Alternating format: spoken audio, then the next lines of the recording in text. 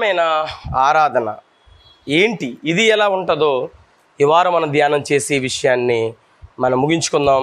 జాగ్రత్తగా రండి ప్రియులారా, మీ అందరిని ప్రేమపూర్వకంగా ఆహ్వానిస్తున్నాను. ప్రియులారా, ఈ ఆరాధన అనే అంశంలో మనం ఇప్పటికే చాలా విషయాలు ఆలోచన చేసాం.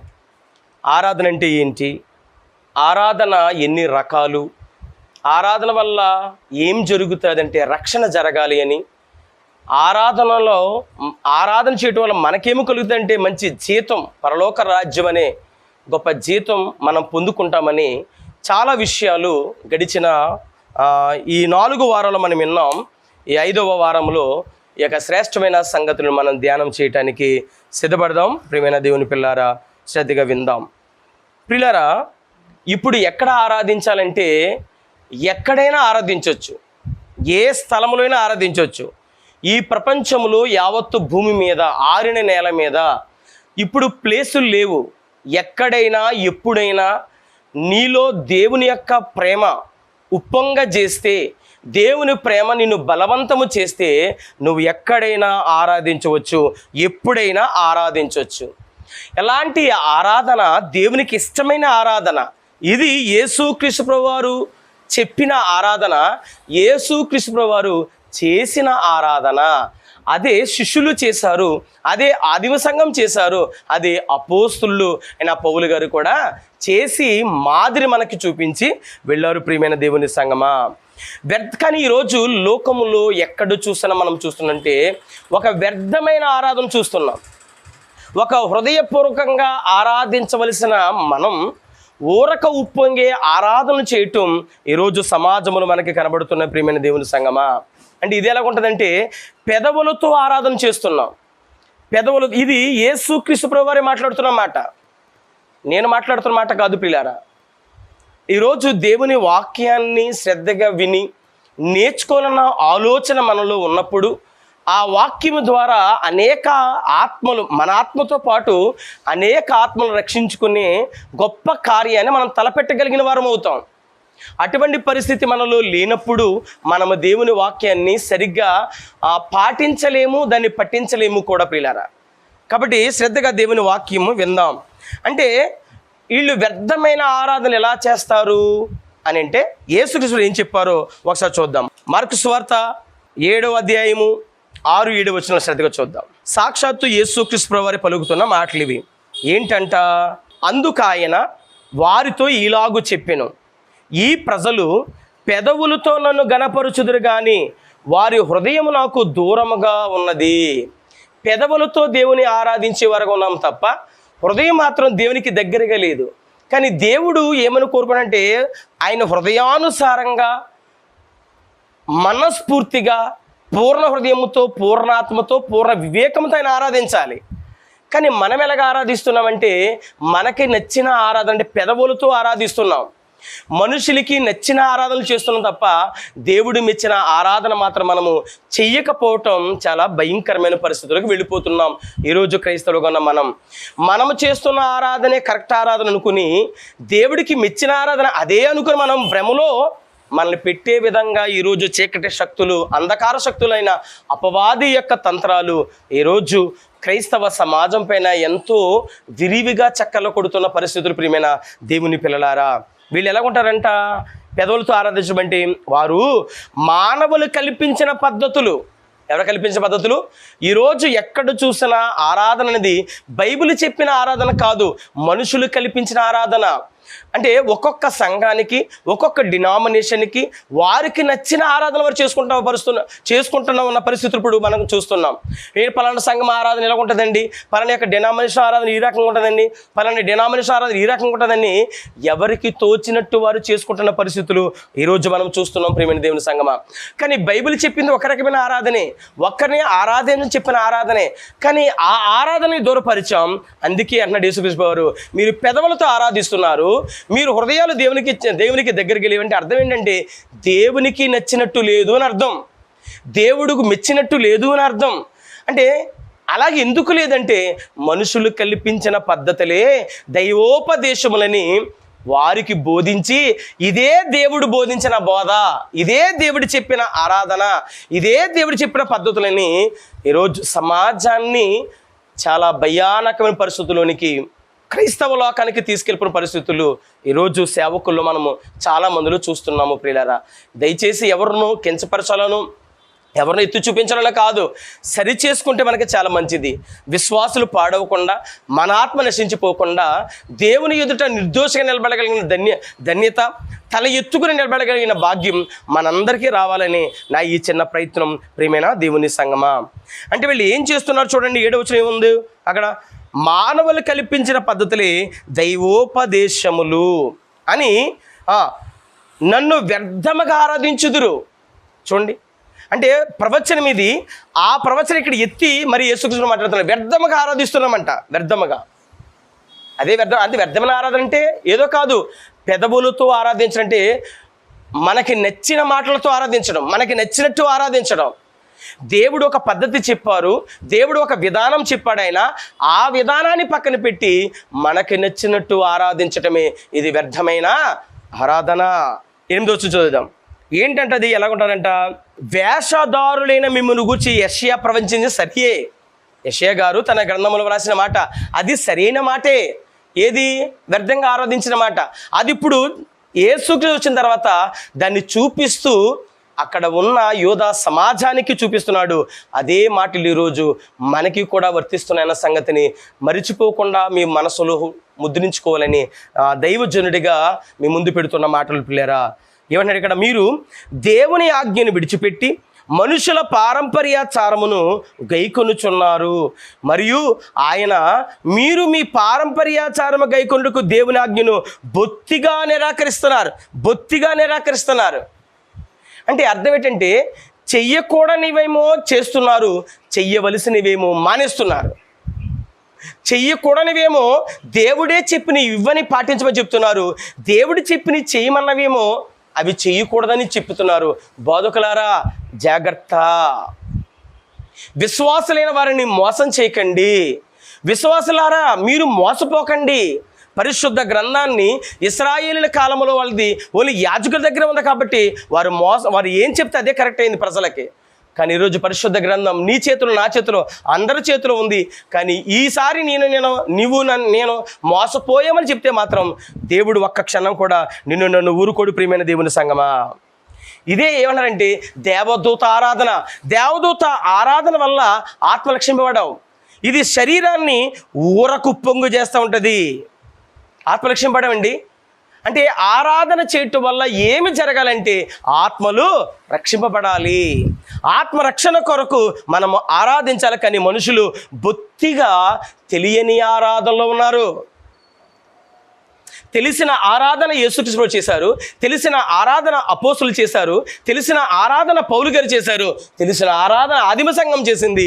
ఈరోజు క్రైస్తవ్యంగా ఉన్న మనం, మన దేశంలో బ్రతుకుతున్న మనం తెలియని ఆరాధన చేస్తూ అదే తెలిసిన ఆరాధన కొని ఒక భ్రమలో ఉన్నామేమో ఒక్కసారి ఆలోచన చేయాలని ప్రభు పేరట మీకు మనవి చేస్తున్నాను. ప్రియమైన దేవుని సంగమా, అంటే ఆయన ఎలాగ ఆరాధించాలంటే ఆత్మతో ఆరాధించాలి, సత్యముతో ఆరాధించాలి. ఎందుకు ఆరాధించాలంటే తండ్రి ఆత్మ గనుక ఆరాధించడం ఏంటంటే దేవుడు ఆత్మ, ఆ ఆత్మలో నుంచి మనల్ని కన్నాడు గనుక మనము కూడా ఆత్మని ఎరిగి అటువంటి ఆత్మస్వరూపుడిని మనం ఆత్మానుసారంగా ఆరాధించాలి. శరీరానుసారంగా ఆరాధించకూడదు, శరీరానుసారమైన ఉచ్చారణతో మాట్లాడకూడదు. ఆత్మ సంబంధమైన మాటలతో, ఆత్మ సంబంధమైన పాటలతో, ఆత్మ సంబంధమైన సత్యముతో దేవుణ్ణి ఆరాధించాలని మనకి ఈరోజు ఈ మాటలు మనకి తెలియజేస్తున్నాయి. ఇలాగా ఆరాధించినప్పుడు ఆత్మ రక్షింపబడుతుంది. నేను పాపినని, నేను దుర్మార్గుడినని, నేను దుష్టుడినని దేవుని యొక్క ఆరాధిస్తున్నప్పుడు తమ్ము తామే సరి చేసుకునే అవకాశం ఉంటుంది, తన్ను తానే పరీక్షించుకునే అవకాశం ఉంటుంది, తను తానే సరిదిద్దుకునే అవకాశం ఉంటుంది. ఆరాధన వలన ఒక పాపిని గుర్తించే విధంగా చేయాలి. అది ఆరాధన అంటే. ఒక పాపి జీవితంలో ఒక మార్పు తీసుకురావడానికి ఆరాధన జరగాలి. కానీ ఈరోజు మన సంఘాల్లో జరుగుతున్న ఆరాధన వల్ల ఎంతమంది మనుషులకి గుచ్చుకుంటున్నాయి, ఎంతమంది మనుషులకి మార్పు వస్తున్నాయి, ఎంతమంది మనుషులు నేను పాపిని గ్రహిస్తున్నారు.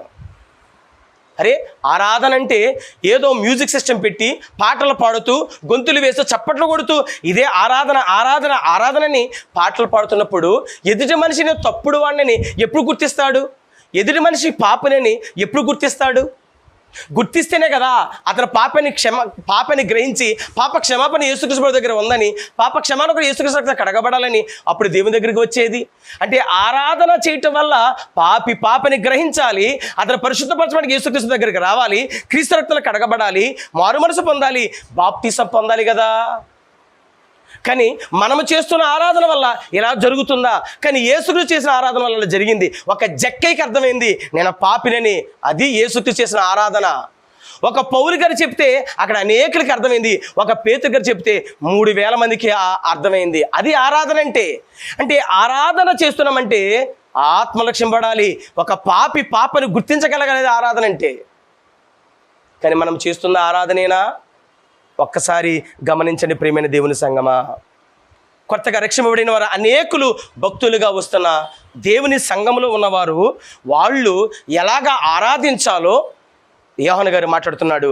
యోహాను యొక్క మొదటి పత్రిక, యోహాను గారు రాసిన మొదటి పత్రిక 3వ అధ్యాయము 18వ వచనం. చిన్నపిల్లారా, మాటతోనూ నాలుగుతోనూ కాక, మాటలతో అంటే ఒట్టి మాటలతో కాదు, ఏదో పెదవులతో మాటలతో కాదు. అదే మాట అక్కడ యేసుక్రీస్తు చెప్పిన మాట, ఒకనాడు యెషయా గారు చెప్పిన మాట, ఇప్పుడు అదే మాట యోహాను గారు మాట్లాడుతున్నాడండి. ఏమంటాడండి ఆయన? చూడండి, క్రియతోను సత్యముతోనూ ప్రేమించాలి, ఇందువలన మనము సత్య సంబంధమని ఎరుగుదుము. అంటే ఎలాగంట? సత్యముతో ప్రేమించాలంట, క్రియతోనూ సత్యముతోనూ ప్రేమించాలంట. ప్రేమ ఎలా ఉండాలంట? నాలుగుతో ఉండకూడదంట, మాటలతో ఉండకూడదంట. అంటే ఒట్టి మాటలతో కాదు, ప్రేమ క్రియతో ఉండాలి, క్రియ సత్యముతో ఉండాలి. అంటే సత్యం అంటే ఏంటి? వాక్య సంబంధమైన కార్యాలు చేస్తూ మన ప్రేమను చూపించాలి. బాగానే అంటే క్రియతోనూ సత్యముతోనూ ప్రేమించాలి. క్రియ అంటే పని, సత్యం అంటే వాక్యం, ప్రేమ అంటే పని కలిగిన వాక్యం సంబంధమైన పనితో ఎదుటివారిని ప్రేమించాలి. ప్రేమ అంటే తెలుసా? ప్రేమకు మించిన పదమే ఆరాధన.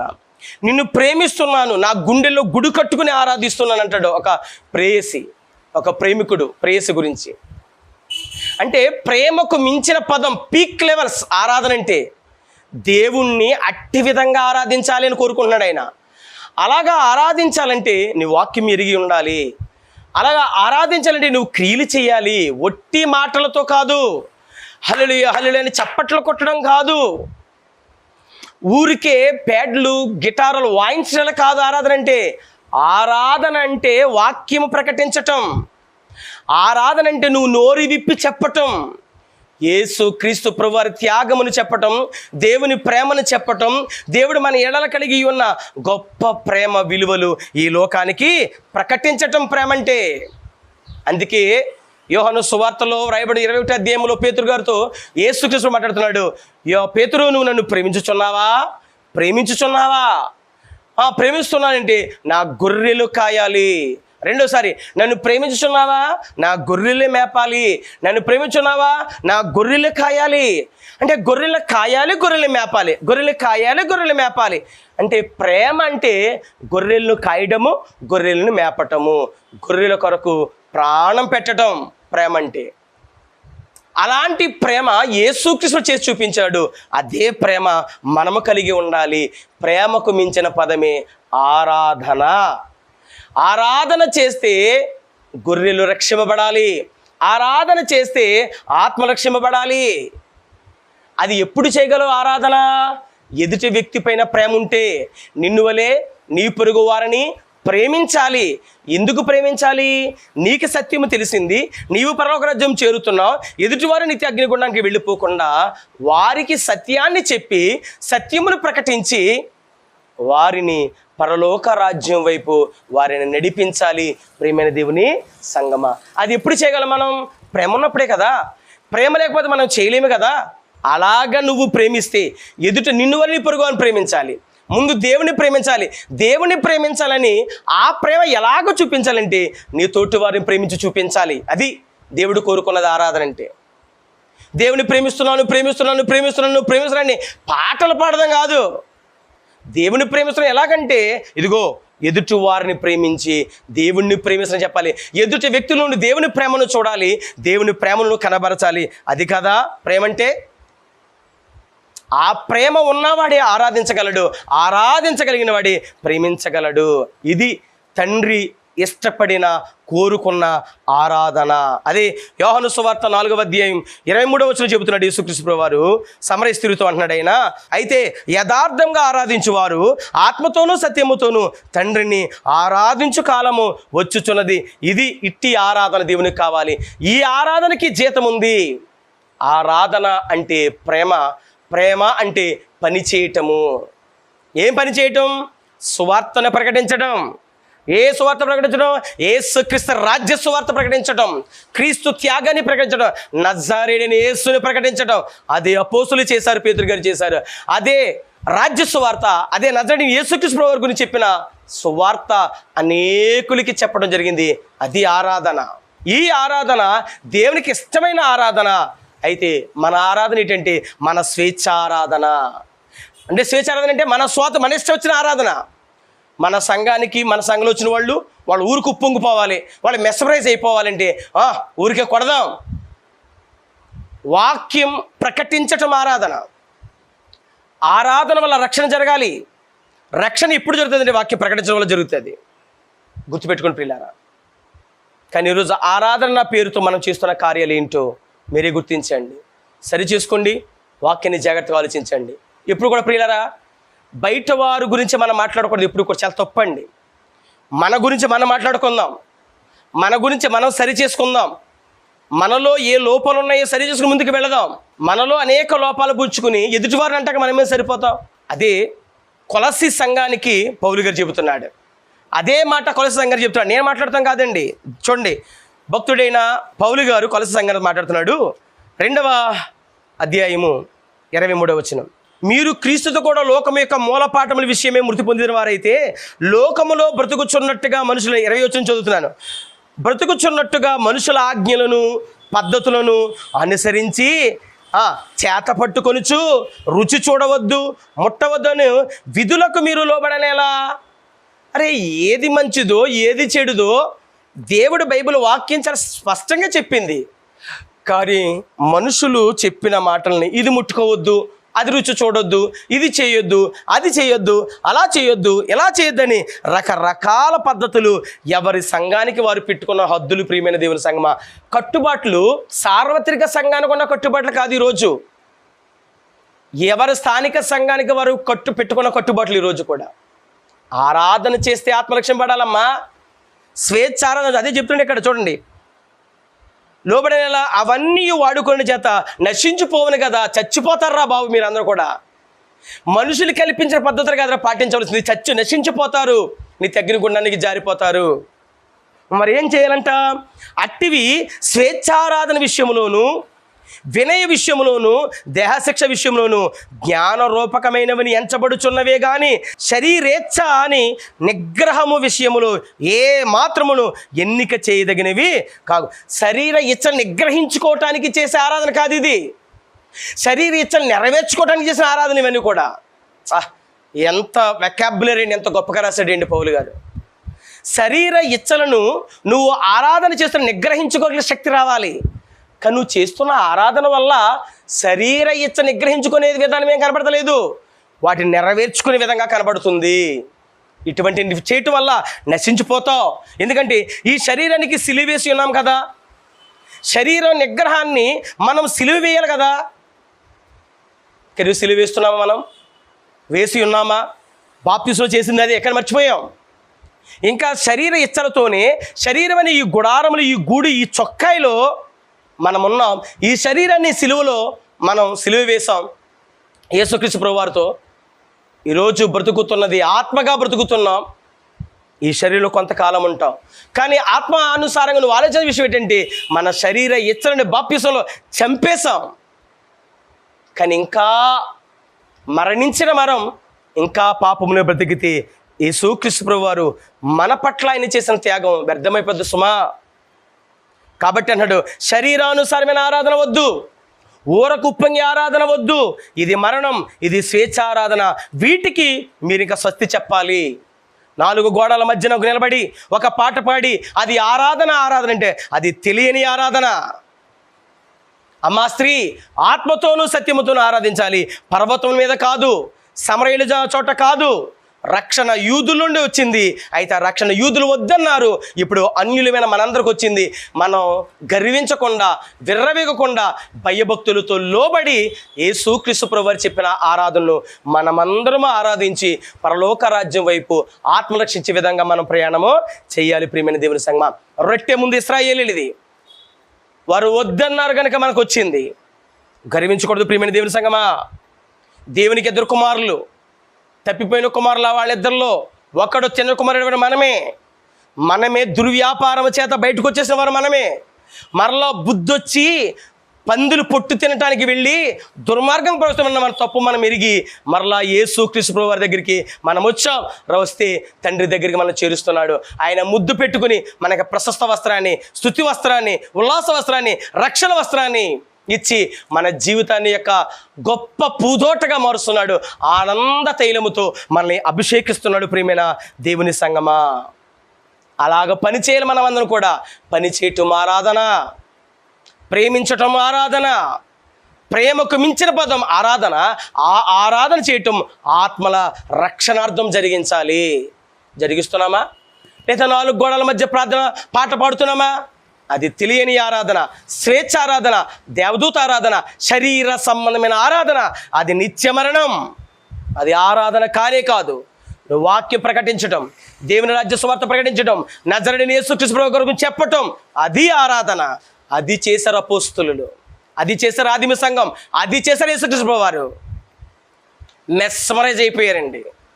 సమరయ పట్టణంలో అయినా ఒక్క సమరయ స్త్రీకి చెబితే 2 రోజులు మా ఊర్లో ఉండిపోయి దేవుని వాక్యం చెప్పండియా అని బ్రతిములాడారు పిల్లలు. అది ఆరాధన అంటే. అట్టి విధమైన ఆరాధన మనం చేయాలి. యేసుక్రీస్తు ప్రభువు వారు మనకు మాదిరి, యేసుక్రీస్తు ప్రభువు వారు మనకు నమూనా. యేసుక్రీస్తు ప్రభువు అడుగు జాడలోనే మనం నడిచి వెళ్ళాలి. ఆయన ఏ విధమైన ఆరాధన చేశారో మనము అలాంటి ఆరాధన చేయాలి. కూర్చున్నప్పుడు ఒక 5 పాటలు పాడాం, నిలబడి మరొక పాట పాడుతున్నాం, అంతే. తేడా ఏమి లేదు. కూర్చుని మరొక పాటలు పాడాం, ఒక 5 పాటలు 4 పాటలు పాడాం, నిలబడి మరొక పాట పాడుతున్నాం, అంతే. కూర్చొని చప్పట్లు కొట్టాం, ఇప్పుడు 2 చేతులుగా ఆడి నిలబడి కొడుతున్నాం. పెద్ద తేడా ఏముంది? దానికి మనం పెట్టిన పేరేంటి? ఆరాధన. అది ఆరాధన ఎందుకు అవుతుంది? అది స్తుతించటం దేవుణ్ణి, అది ఆయన గణపరచడం, ఆయన పొగడడం. అది ఆరాధన అంటే ఏంటి? ఆయన చేసిన త్యాగాన్ని, ఆయన చూపిన ప్రేమని, ఆయన మన ఎడల కలిగిన వాత్సల్యాన్ని, మన ఎడల కలిగి ఉన్న గొప్ప ప్రణాళికల చిత్తాన్ని ప్రకటించడం, అది ఆరాధన. ఆరాధన అంటే డెఫినేషన్ బైబిల్ చెప్పిందండి, కానీ ఈరోజు మనుషులు కలిపే పద్ధతులే చెబుతున్న పిల్లారా. భర్త ముందే పొగడం ఎంత అవివేకమో, దేవుడి ముందే పొగడం అంత అవివేకం. ఆయన చేసిన కార్యాలు ఇతరులకెళ్ళి చెప్పాలి కదా, ఆయన చేసిన మేలులు అనేకులకి చెప్పాలి కదా. అది కదండి మనం చేయవలసింది. ఎవరి సంఘాల్లో, ఎవరి కట్టుబాట్లు వారు 4 గోడల మధ్య నిలబడిపోయి ఎవరికీ చెప్పకుండా నీకు నువ్వే మాట్లాడుకుంటూ మేమేదో ఆరాధించేసాం, మేమేదో దేవుని గొప్ప చేసాం, మేమేదో ప్రకటించేసామని డంబాలు కొట్టుకోవటం, డంబాలు చెప్పుకోవడం ఎంతవరకు సమంజసమో ఒక్కసారి మీరు ఆలోచన చేయండి ప్రియులారా. ప్రార్థన చేస్తే ఆత్మరక్షణ పడదు. గుర్తుపెట్టుకుని మళ్ళీ చెప్తున్నాను, ప్రార్థన వల్ల ఆత్మరక్షణ పడదు, పని చేసి ప్రార్థన చేయి, ఆత్మరక్షణ పడుతుంది. నువ్వు సువార్త ప్రకటించటకు ప్రార్థన చేయి, వెళ్ళుటకు, ప్రయాణం సుఖమ సాగుటకట, ద్వారాలు తెరవబోటకు. అలాగే వెళ్ళి ప్రార్థన చేయి. అక్కడికి వెళ్ళిన తర్వాత కార్యం జరిగి వాక్యం చెప్పావా, వాక్యం చెప్పిన తర్వాత ఇంటికి వచ్చావా, అప్పుడు మళ్ళీ ప్రార్థన చేయి. చెప్పిన ప్రభావ, విత్తన ప్రభావ, అది ఫలింపిమని ప్రార్థన చేయి. అప్పుడు పని చేసి అడుగు, ప్రతిఫలం దేవుడు నీకు నాకు ఇస్తాడు. అదే అడుగుతున్నాడు. చూడండి, మత్తయి సువార్త 7:21 వచ్చిన, ప్రభువా నన్ను పిలుచు ప్రతివాడు పరలోక రాజ్యం ప్రవేశింపడు, కానీ నువ్వు 20 నాళ్ళుగా మోకాళ్ళ దండేసి ప్రార్థన చేయడం వల్ల నీకు పరలోక రాజ్యం ఏమి లేదురా నాన్న. మరి ఏముంది?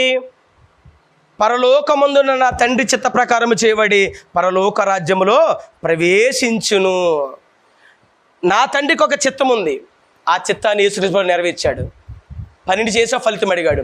మనం కూడా పని చేసి ఫలితాన్ని అడగాలి ప్రియులారా.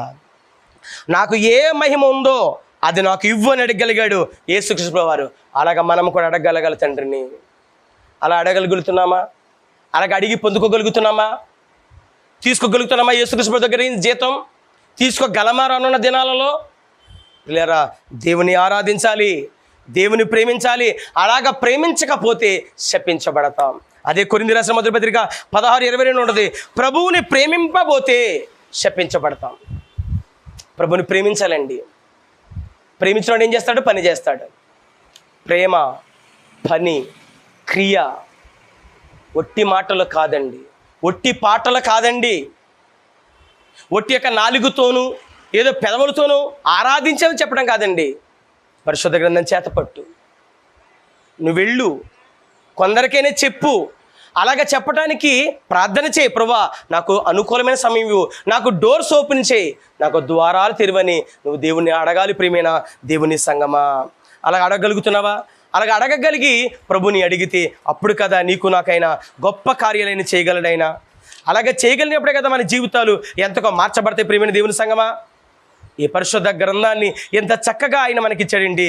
దీన్ని ఎందుకు ప్రియమైన మనం పాడు చేసుకుంటున్నాం? ఒక దొంగ, బందిపొడ్డు దొంగని యేసుక్రీస్తు మార్చడిన క్షణంలో దీనివల్ల ఆరాధించడం వల్ల.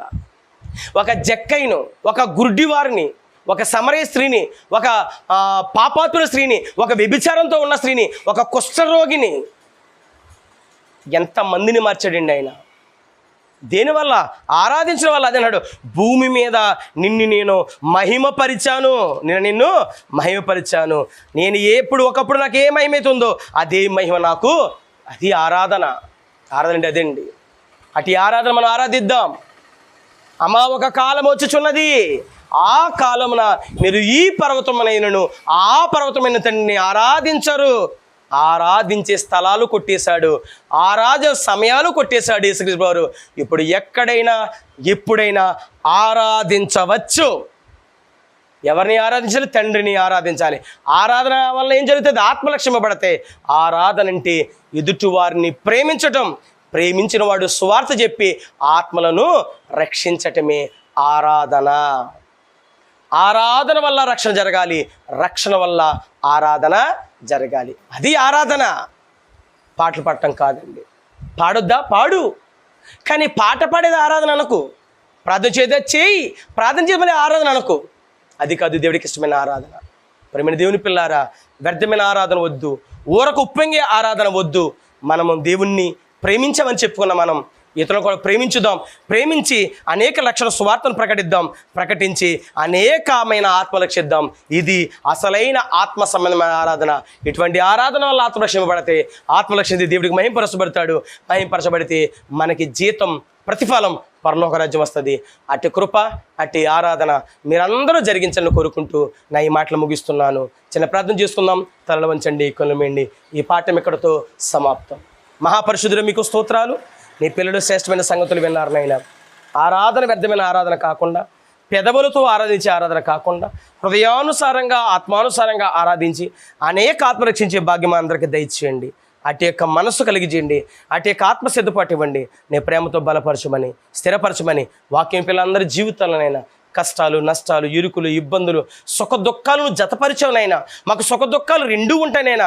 శాశ్వతకాలం దుఃఖం ఉండదు, శాశ్వతకాలం సుఖము ఉండదునైనా. ప్రతిదానికి సిద్ధపడి ముందుకు వెళ్ళేటకు సహాయం చేయండి. మా జీవితాలు వెలిగించి, మా బ్రతుకులు వెలిగించి, పరలోక రాజ్యానికి సిద్ధపడి మేము పయనించడే గొప్ప భాగ్యం మాకు అనుగ్రహించమని, నీ ప్రేమలో నడిపించి మమ్మల్ని స్థిరపరిచి, నైనా ఈ యొక్క ఆరాధన యోగ్యుడే క్రీస్తు ప్రభు